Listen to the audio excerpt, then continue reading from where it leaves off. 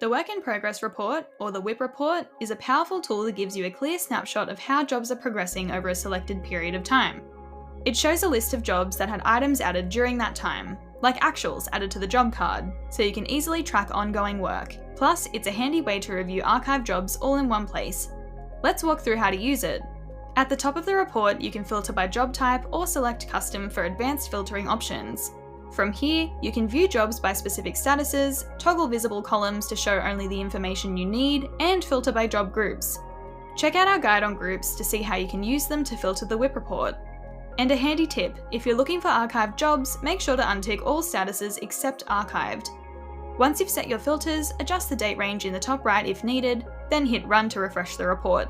You can also use the search bar in the top right to quickly find a specific job or customer.